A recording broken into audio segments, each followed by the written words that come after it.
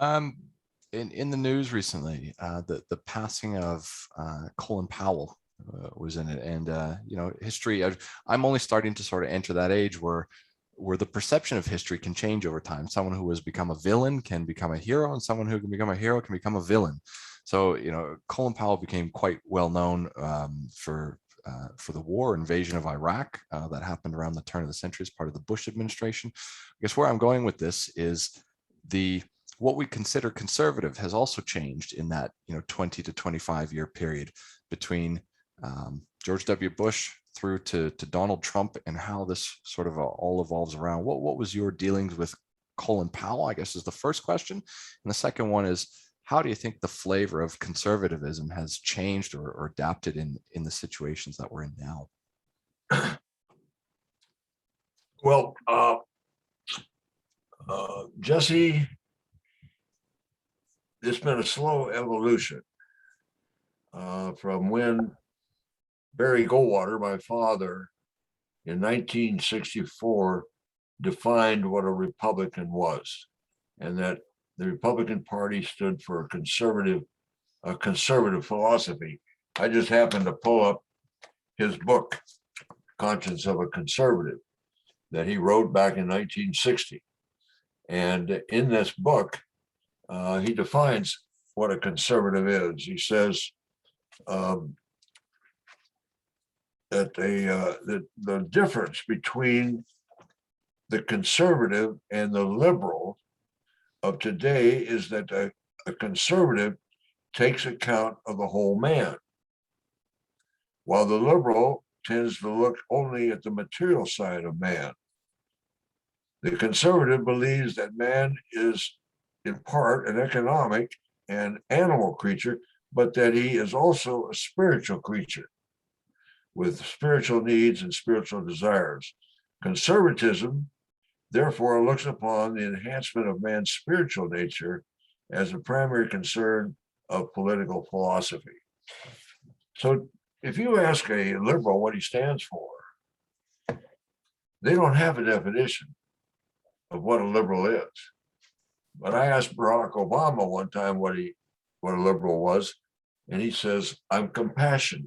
And I think, well, that's not a definition. That's not a philosophy.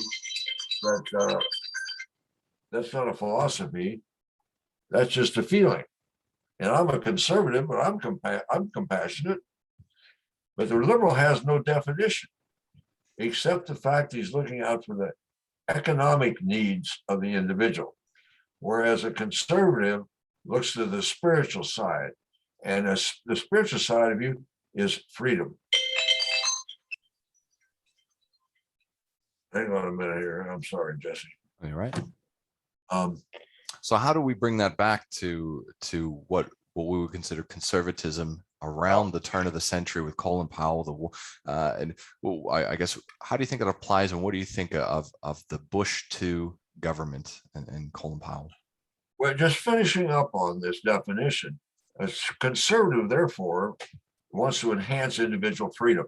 So he's against excessive taxes, excessive regulation, personal responsibility. That's important. If we're going to be free, we got to be responsible for our actions. And he also, as far as the nation is concerned, a strong national defense. And that is the definition of a conservative. A liberal's not going to tell you what they believe in. They just tell you what they feel, and that they're going to be watching out for the economic needs of the people. Where the conservative have gotten off track is they've kind of tippy-toed over to the left a little bit more than they should be. So instead of standing up as a strict constructionist as far as sticking to the conservative philosophy, they've moved over to the left, and they have voted for and promoted different social programs that they would not inherently promote if they were a true conservative. So that's what's happened. And then along comes Donald Trump. Donald Trump really has no philosophy, political philosophy. I don't really know if he knows what he stands for, but he's got good instincts as a businessman. And when he was just 4 years in office, he produced some pretty good legislation. He cut taxes. That's what a conservative would do. He just devoured regulation. And boy, that businesses just started booming here. And he was tough on foreign policy. He built up our military. All those things are things a conservative would do, even though I think he had no clue about why he was doing it. He just had good instincts, and he had good people around him. And he had when he got when he was defeated, the economy was booming here.